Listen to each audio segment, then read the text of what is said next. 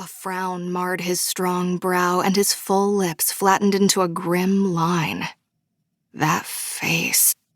Boy, was that a face that could launch 1,000 ships, all chiseled angles. I couldn't discern his eye color from across the room, but it didn't matter. He was just sexier than a night in with hot chocolate and Netflix's The Witcher. Yeah, I said it.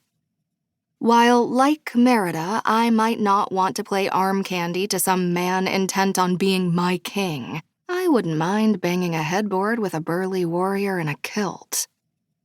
I imagined the stranger in a kilt and what I would do to him if we were alone.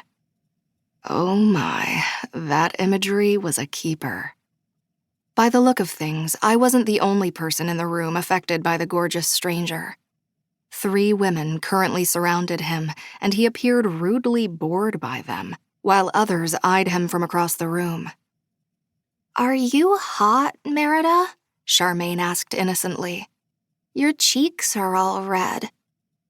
Wow, I was having sexual fantasies about a stranger at a children's birthday party dressed as a Disney character. There was nothing right about that sentence.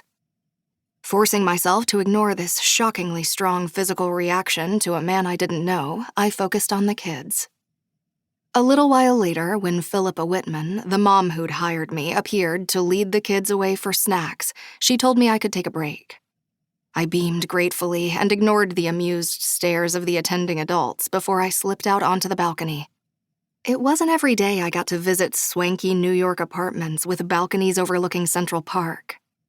While I held little stock in material things, I could appreciate a superb view. "This balcony is occupied."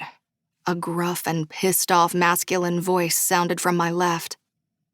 Glancing that way, I was delighted to discover Mr. Sexual Fantasy leaning on the railing of the narrow balcony.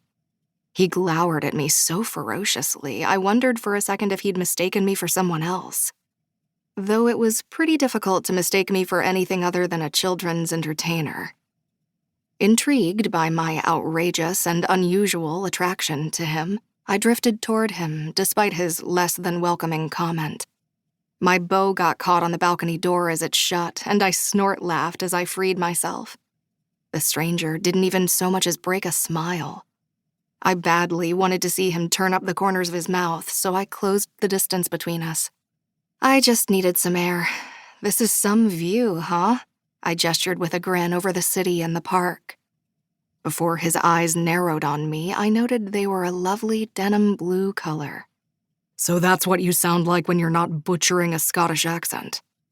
My smile wavered, not sure if he was being mean or just bantering.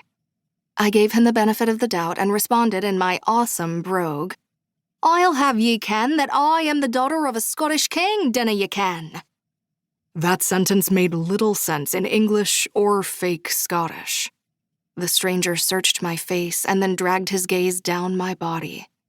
He was studying me like I was a bug he'd never seen before. Inwardly, I bristled, but outwardly, my smile stayed in place. I'd adopted a kill-'em-with-kindness approach to mean people since I was a teenager.